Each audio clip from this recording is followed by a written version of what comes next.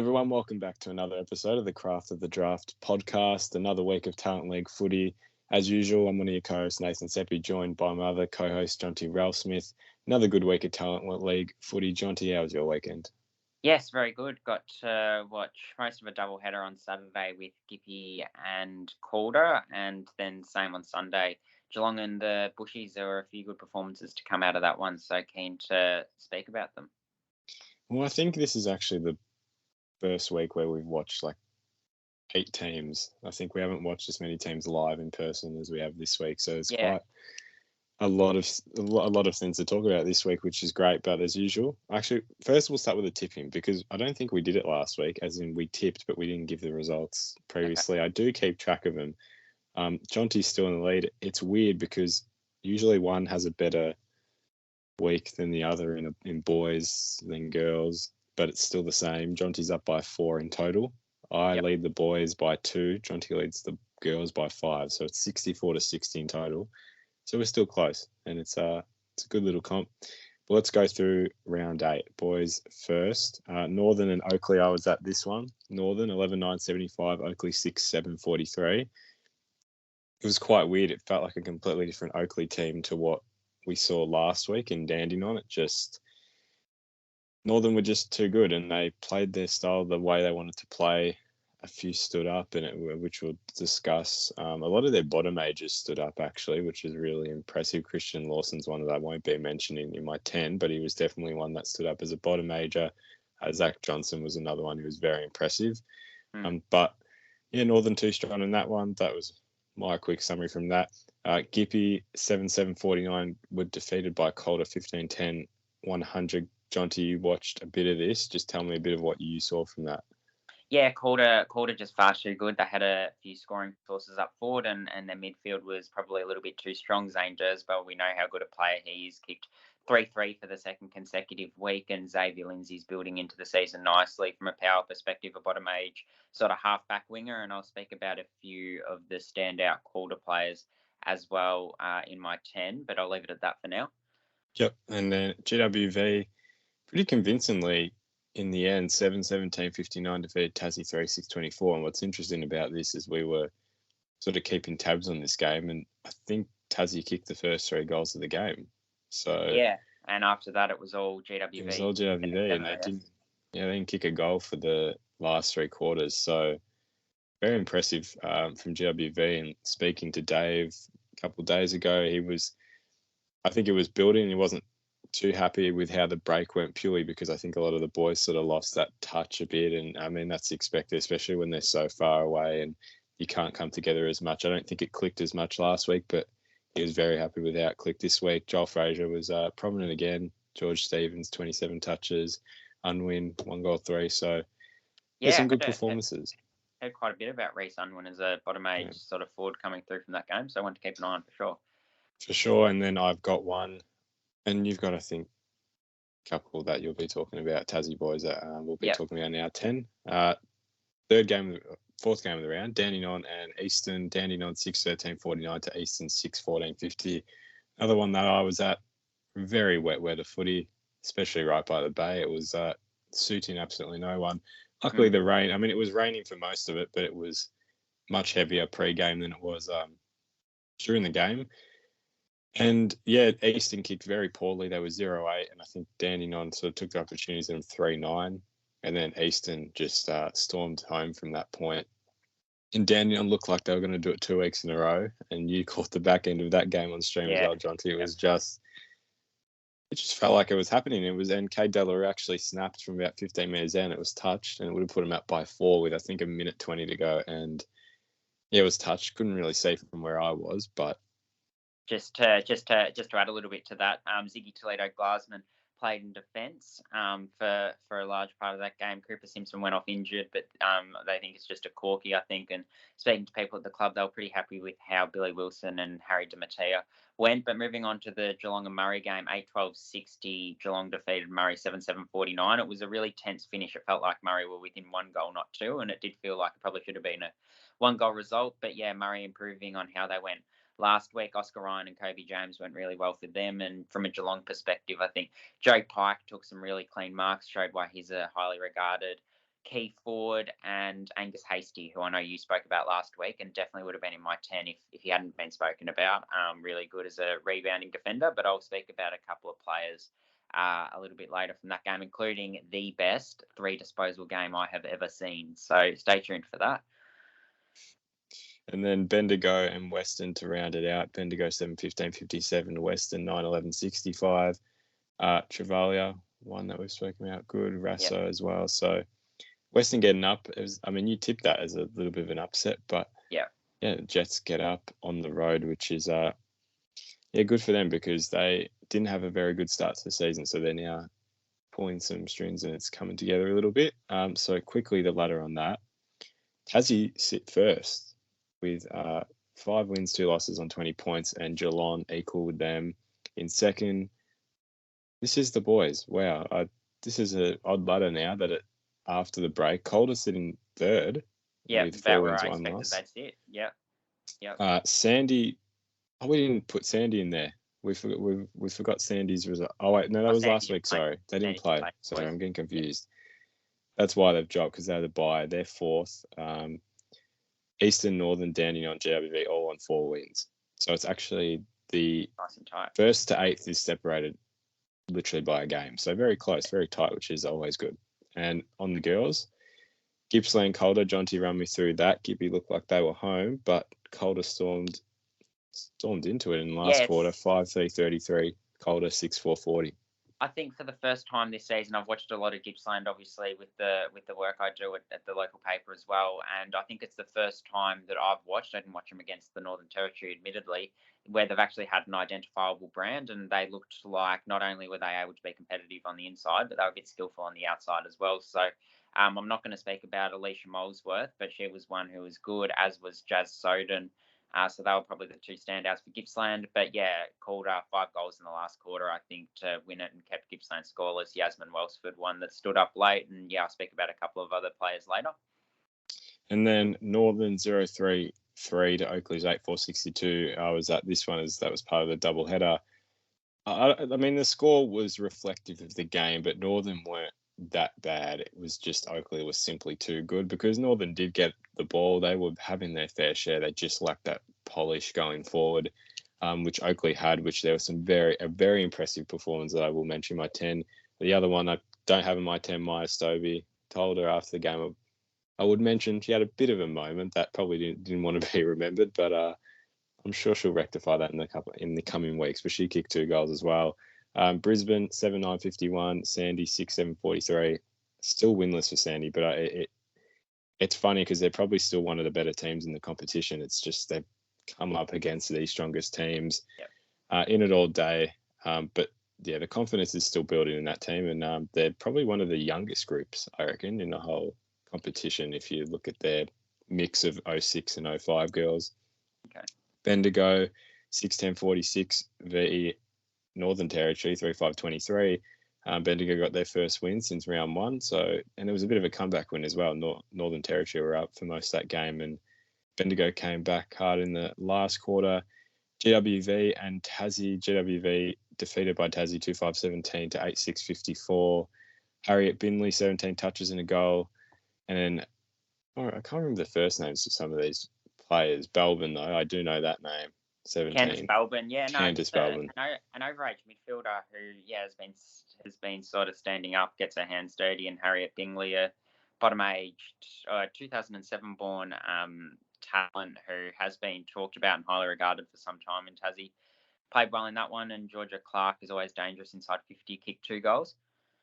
And then probably the biggest result in the round when we look at the first couple of weeks, standing on 8-9-57, defeated the Eastern Rangers 4-3-27.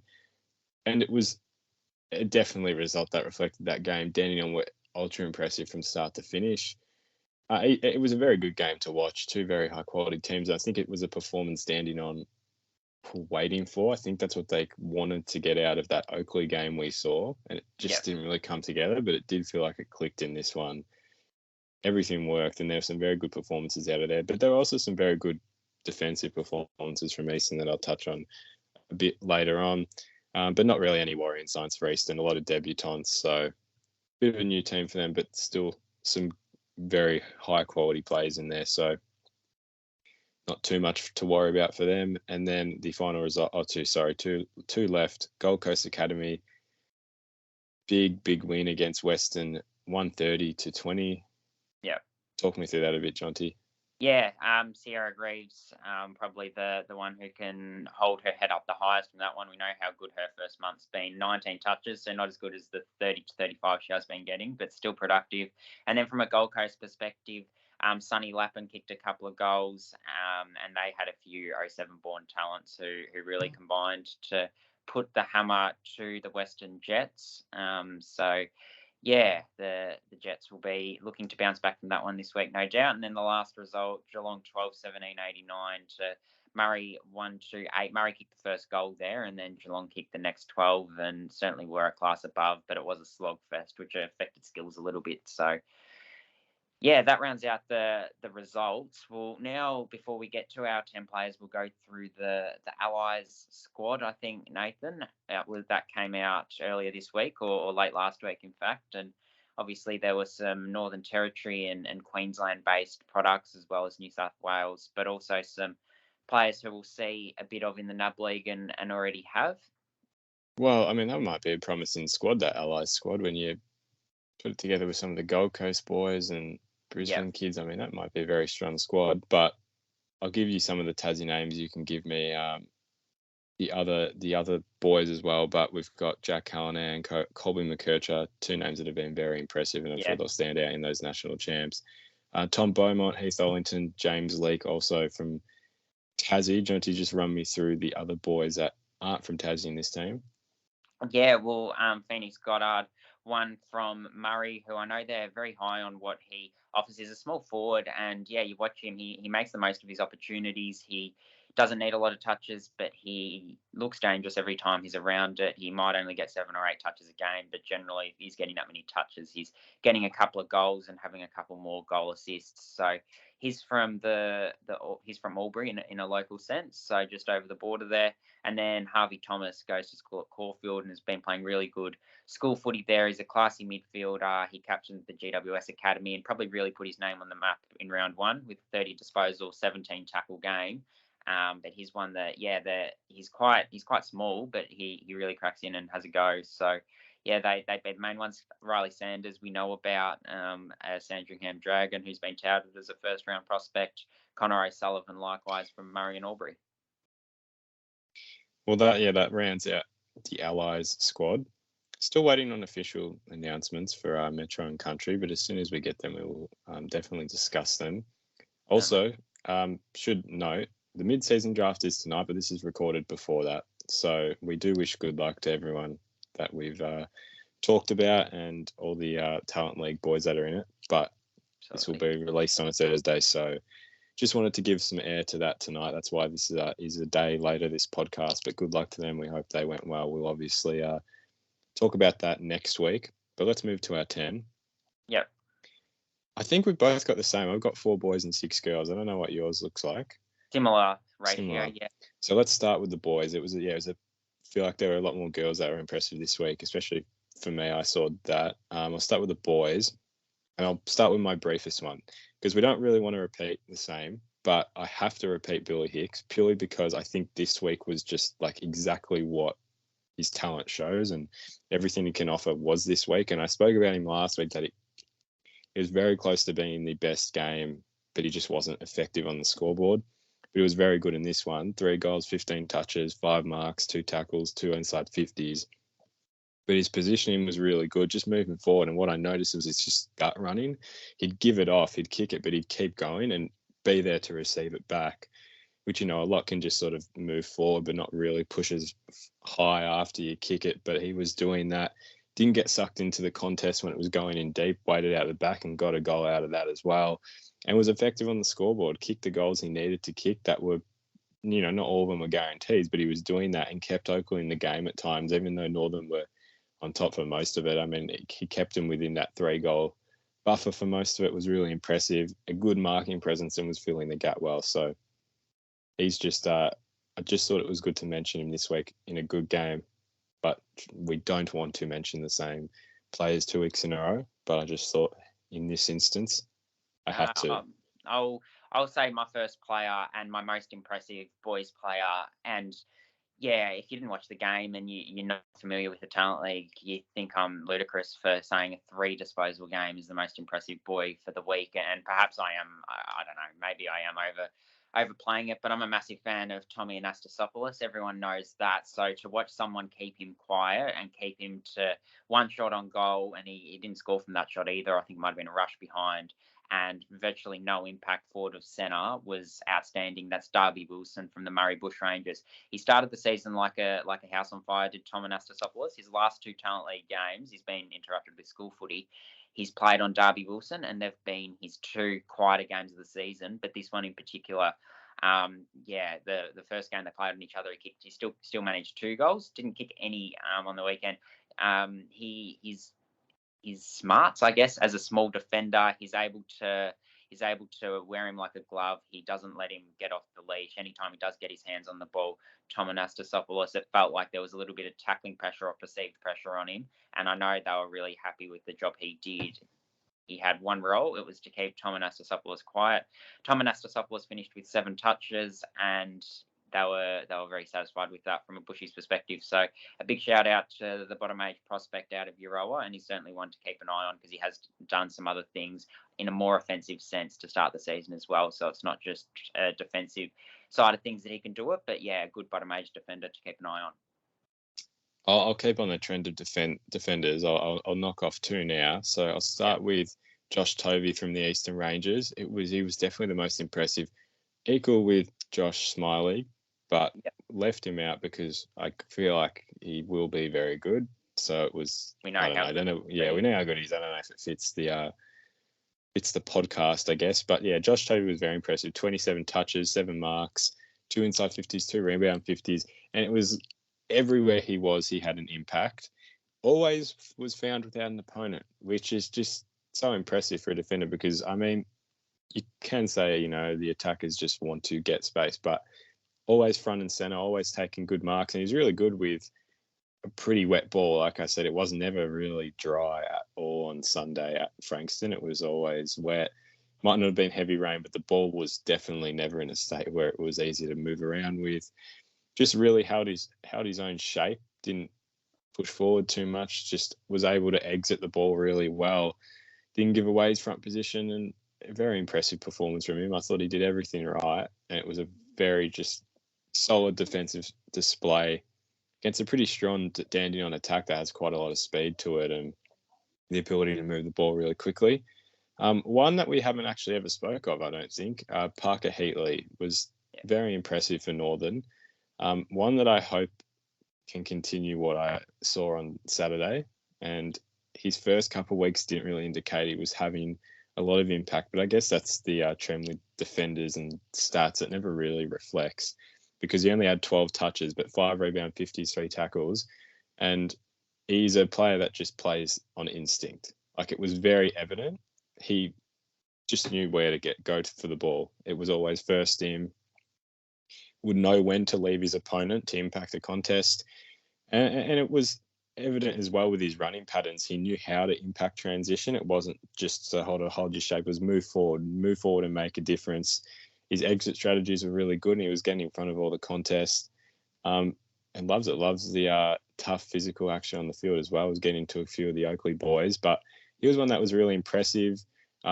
His coach, Anthony Rocca, actually said he played forward for most of his juniors. So it's a bit of a change for him, but he's got all the attributes of a defender. So, and that definitely was evident on Saturday. So an impressive performance, a name that definitely could be mentioned here a few more times before the end of the year.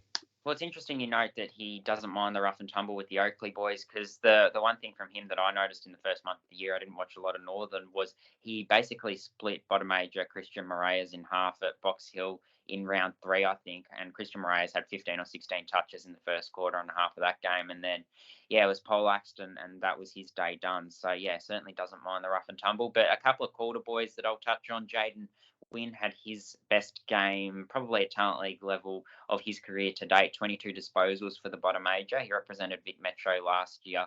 he's a lightly framed winger, plays the position well, and runs hard, and is very, very high end from a character point of view. So good to see him really building in, and didn't get a look in at the Vic Metro trials this year, but certainly on his current trajectory, expect he'll be around that mark next year. And Amin Name, pardon the pun, Amin's name is one who I guess I have been very high on since pre-season. 4 goals, 3 and 16 disposals, along with 6 marks he got for the Calder Cannons. He'd be less than 190 centimetres, 187, 188 centimetres he looks like when you watch him, but he does play above that height. He's an undersized sort of key forward. He's a good presence for them, knows how to find the scoreboard, and yeah, really lively inside 50. So next generation prospect, I think, for Essendon, another one that just missed out on the Vic Metro trials, but is certainly doing some good things at Talent League footy. For sure. And then I'll list off my last of my boys in the top 10, and you can do the same. Lockie Charlson, 1 goal, 22 disposals, 4 inside 50s. Wasn't able to watch this game, but Dave Loader was very happy with how he performed, and he's getting a lot more balance in going inside mid and then as a small pressure forward, and he's doing that very well. 4 inside 50s indicating he's moving the ball really well as a midfielder, and he'll know how to impact when it goes inside 50 as well. So it was a very impressive game. He's continuing his good form, and I think that form continued into the trials and the Young Guns game as well. So it's building very nicely, Lockie Charlson. It's very evident that he's establishing his role very well, and his traits and talent on the field. So that's that's the last of my boys in my top 10. Certainly, I think Lockie Charlson was one that impressed more than anyone else in the Vic Country versus Young Guns game from a forwards perspective for Vic Country. But my last boy, Ari Schoenmaker, first game back at Talent League level for 2023 after he compiled some good form last year. And yeah, a pretty decent game as well out at a wet Ballarat. 36 disposals he got, along with 19 rebound 50s. He took the kickouts for the Tassie Devils, and yeah, he's got a very long kick, so he's able to clear the defensive area. He's good overhead, and I know in pre-season they sort of touted him as playing that Lockie Cowan role. Lockie Cowan, obviously in the AFL system now, and is a Devils boy, so they think he can do that off half back, and he's one who I expect will build into the season because he's got a lot of upside. Unfortunately, he hasn't played the first month or so, but has been very good in the TSL, playing senior footy for North Launceston. And yeah, I expect that that's just the start of what will be a very good season for Ari Schoenmaker. He might even work his way into some of the later games for the Allies. So highly rated is he in the industry from the powers to be. So yeah, a good welcome back for him against GWV. But yeah, we'll move on to our girls now. Well, I've got 6, and I think 2. Yeah, they're from 2 games. So I'll start with the Oakley and Northern. I've only actually got one, and Emma McDonald is that girl from Oakley, and this was the breakout game. And she's still a bottom major, which I had to double check that, because you look at some of these girls and you think they're this year's draft just because of how good they are already. So she's still got a year to go, which is pretty scary, especially for Oakley. They've got a lot to work with in the next couple of years, but 4 goals, and I kept messaging you throughout that game just saying she was just not dropping anything. Every mark, every ball that came in, she was grabbing it from anywhere. And I thought she had over 8 marks, to be quite honest, and I'll trust what the stats say, but I reckon at the very least 50% of those were contested. I would probably estimate that 6 of them were 4 tackles as well. It's just so impressive, and she had kicked 4 too, so she's pretty accurate in the end.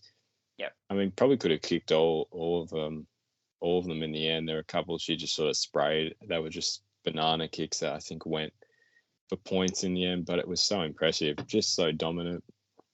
Pretty tall for her size. Like, she's not overly tall, but like she's not massive either. So she was just grabbing them from everywhere, and her body work was fantastic as well on the goal line. She would always have second opportunities when a teammate would kick for goal, just a bit out of their distance. It would always land on the goal line. She'd be there to either keep it in or take a mark. So couldn't fault her game at all. It was very impressive. Certainly, no, it's good to hear her going well. I know I saw a 5-minute glimpse of her against the Sandringham Dragons where she really tore it apart, but didn't do it for the full game. So it's good to hear that she's doing it now. One more boy that I forgot to touch on from the Geelong and Murray game was Tobin Murray. Just his work rate, just wanted to touch on that. 17 disposals and a team high 8 tackles, and also was able to round that out with a goal. So yeah, his ability to get a couple of possessions in a chain and work from defence into offence and be part of some counter attacks was really impressive. Helped his teammates out a fair bit as well. And when he wasn't doing it with the ball, he was willing to tackle and created an option where he needed to as well. So I think I remember at the preseason testing, he won pretty convincingly there yo-yo test, and that tank was on show on the day against Murray. But to go back to the Tassie theme from Showmaker to Tanisha Kikowak, my first girl, an undersized ruck, I guess you could say. She's not going to play ruck at AFLW level, and that's why they've shown her a lot in defence in the first month of the season.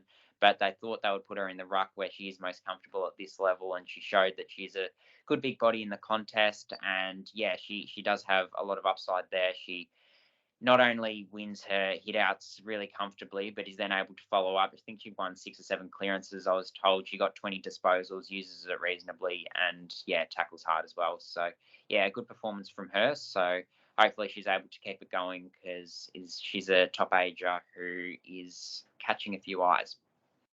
And then I could knock off 4 now, but I'll knock off 2. So I've got 4 from the Dandenong Eastern game. I'll touch on the 2 Eastern girls first. One that I haven't got in my top 10, but I'll sort of just briefly mention Ava Campbell. She had a pretty good first half. The only thing that stopped her getting in the top 10 probably dropped off a bit in the second half, but very aggressive and attacking with her defensive players. She took the game on, so I thought that was just something to mention. She was close to getting in. But Georgia Stubbs is the first Eastern girl, 12 touches, 3 marks, 3 tackles, 2 rebound 50s. The stats probably didn't reflect that, and nor has it really with any of the defenders I've talked about. But she was just very strong defensively, took her intercept marks.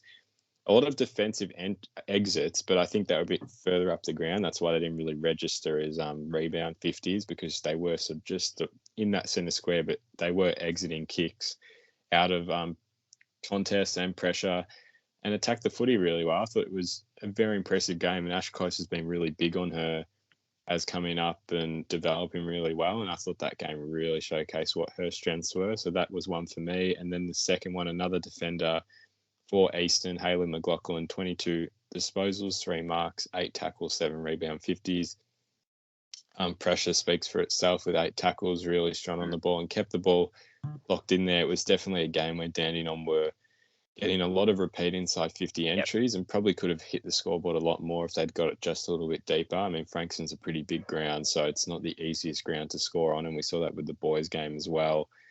Created stoppages with her defensive efforts, calm under pressure, especially out of the back line. Just when the ball would come in, it would usually go into a pocket. That was the general trend of this game, and she was bringing it out really well. So good defensive display from a couple of Eastern girls in a game where they were pretty defensive for most of it. Yeah, and I'll touch on a couple of. I'll touch on 3. I'll touch on the 2 Calder girls and 1 Gippsland girl, and then I'll hand the floor back to you. But Emily Marino and Kaylee Kavanagh from a Calder perspective, Kaylee Kavanagh probably their only 4-quarter performer from the Calder Cannons. We know, like I touched on before, Gippsland were the much better team for the first 3 quarters of that one, but Kaylee Kavanagh, one that can hold her head up high. She was just ultra consistent, cracks in, really good inside midfielder, and really professional off the field there, really high on what she offers. She finished with 23 touches and a goal, and Emily Marino on a wing had 16 touches. She holds her width really well. She understands how to play that position, and aerially she's really strong. She took some really important marks and won some important one-on-ones, both on the ground and in the air in the last quarter, 4 or 5, where she was on half back or in defensive 50 and was then able to, from winning that one-on-one, exit the back line. So that's really important, because when Gippsland had their occasional opportunities to attack late, she was one who was there working back, and that, I guess, shows both her one-on-one aptitude but also her work rate. So good performance from her. And from a Gippsland perspective, I did touch on her briefly last week because she kicked 4 goals, but there were so many to touch on that I probably didn't give her the credit she deserved, and she's backed it up this week. Abby Hobson, particularly her first half was really strong goal sense, really good marking overhead. She finished with 2 goals and 3 marks, but I think that belies the true impact that she had. She had it wasn't just the marks and goals she kicked. It was the way that the Gippsland Power looked really dangerous when the ball was in her area. So, yeah, a really impressive performance from Abby, and a 2007 born talent who's come into the team after the community break. So she'll hope to carry on that form into the rest of the season, and has certainly shown some signs early. 6 goals in her first 2 games.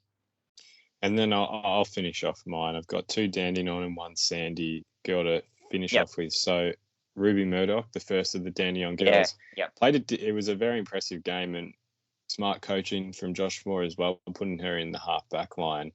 It was a different role for her. She usually plays on the wing, but her traits just suited the half-back role really well because she was able to hold her width, and she's 5 rebound 50s. By her doing that, she was able to transition it really well, get that run and carry out of half-back and move it forward down the ground. Just really effective, and her work rate was great because she was getting up to ground as well. So just using those wing traits to help her in a different way, and it was more effective on the ground as well. 4 inside 50s, 21 touches, a very strong game, and it was something tactically that I think the Stingrays will have in their back pocket a lot because it did work fantastically, and I think it showed her traits much better than it has in probably the first couple of weeks. And even though we sort of knew her potential, I think this week it was very evident. And then the second Dandenong girl, a bit of a surprise in general because we haven't really heard much about her, Kayla Dalgleish. 2 goals, 17 touches, 6 tackles, 3 inside 50. She's an 06 girl. But was super impressive. Just really good hands in wet conditions, was lacing her kicks to the leading forwards. But even herself, really impressive inside 50, just found the gap, got away from her opponent, got some uncontested marks. Good roving out of the stoppage, was able to get first hands on the footy when the ball went to ground, and then was converting her shots as well, 2 goals straight, which I feel like that hasn't been a trend this week where it was so wet. Straight kicking. It wasn't straight kicking. I don't even mean AFL in general as well. I feel like it wasn't a good week for goal kicking, but she was 2 straight, and her second goal was great on the run from 25 metres out. Terrific performance. A real standout game, I thought. And then the 1 Sandy girl, I feel like we haven't talked about them enough, and I guess the results probably dictate that. I guess they don't always have as good weeks as they probably hope for. But Jazz Shepherd has been really impressive and standing out the last couple of weeks. 11 touches, 3 marks, 3 tackles, 3 rebound 50s as a halfback defender. But she's just very consistent, doesn't lose her one-on-ones very often, which is always a really good trait as a halfback to win this contest. Was creating play up the ground as well. She's a good runner. So it was a very good and solid performance that I think is backing up what we've seen the last couple of weeks. And I don't see it dropping off anytime soon. So that wraps up my 10. Yeah, well summed up. I'll just touch on a couple of Geelong girls and we'll get into our tipping.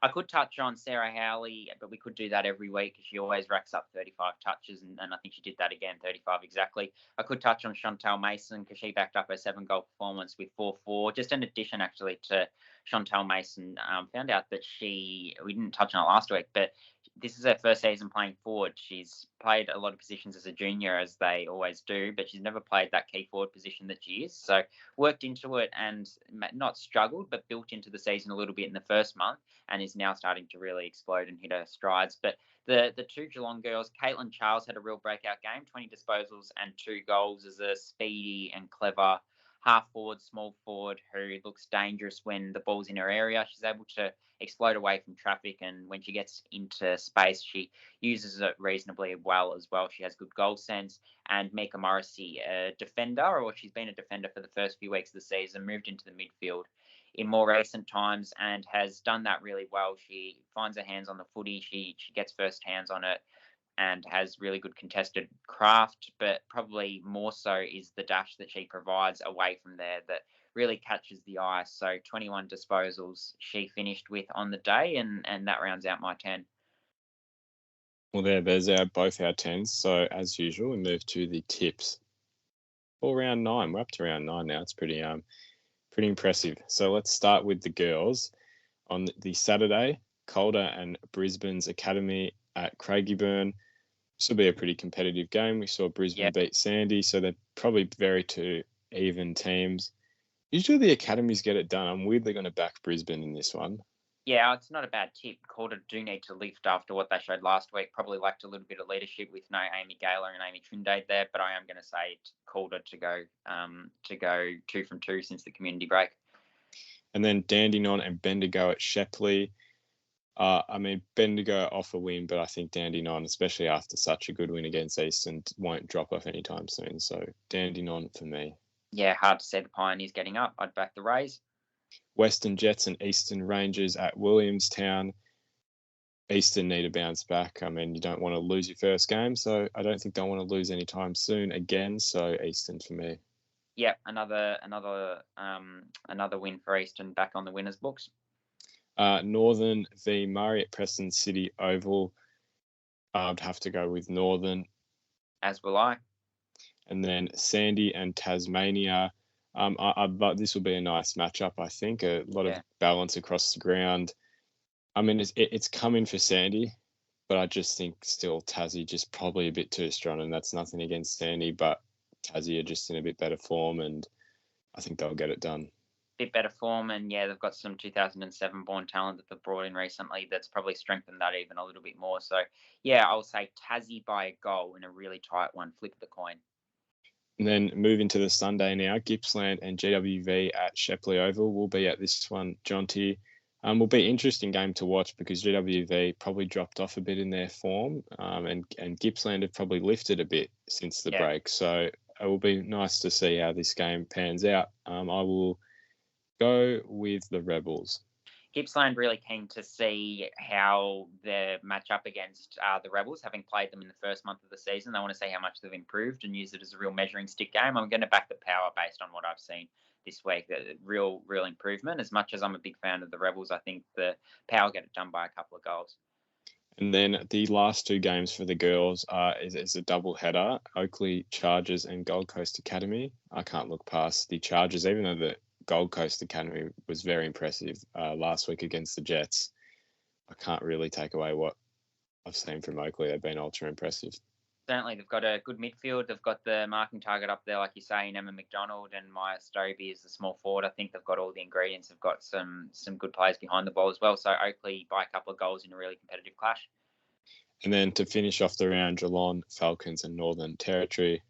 Geelong easily for me. Yeah, I think the Falcons will back up their win against the Bushies with another one against the Thunder. And now we move to the boys for round 9. Western and Eastern, a doubleheader with the girls. Eastern, very impressive against the Stinrays. I think they'll get it done in this one.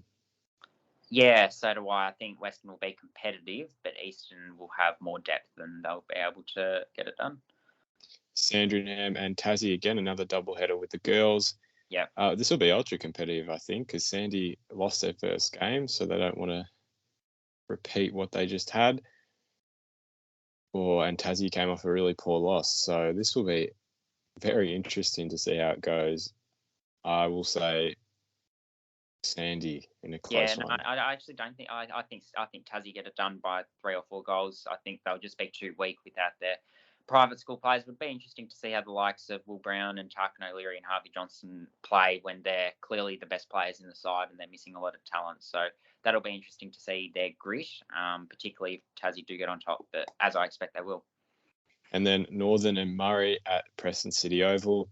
This will be very competitive, I feel like. It will pretty evenly matched teams, but I really liked how Northern performed the week before. I think it's a style that will beat a lot of teams, especially without full strength teams. I think it's a very competitive style. So Northern. Yeah, I'll go the other way and I'll say Murray. I liked what I saw from them at the end of that really wet slogfest at Avalon Airport Oval against Geelong. So I think they'll bounce back and get the win this week. Calder and Oakley. Ooh. Another tough one to choose from, actually. Actually, I feel like Calder probably have the momentum. Oakley have been very competitive, but off 2 losses, it's hard to come up against a team who just had a very impressive win. So Calder, but in a close one. Calder by 4 goals. I'll say they're just not as affected by schoolboy footy as Oakley. So I think the Cannons will be too good. Dandenong and Bendigo. Bendigo expected to have some players back for that one, so I think this is a real flip of the coin and match of the round. I think I will go with Dandenong, to get it done. They've had the experience in the close games the last couple of weeks, so I think it'll be a close one, and they'll be able to stand up. And then to finish off the round, a shorter round for the boys, Gippsland and GWV, double header with the girls, GWV. Likewise. And that wraps it up. And that was better. The way we're getting better with our tips again. We're finding that form again with our tips. We were doing it too long the other time. Now we're better with it. But thank you for listening or watching. Next week, we'll quickly wrap up the mid-season draft, and more so just on the Talent League side. Fingers crossed that a few did go in the end. We obviously won't know until tonight, but everyone listening now will have known who went. So fingers crossed, but we'll chat about that next week. We look forward to bringing you. I hope you're enjoying this top 10. Let us know in the comments if you are. And thank you for joining Jonty as usual. And until then, we'll catch you in the next episode.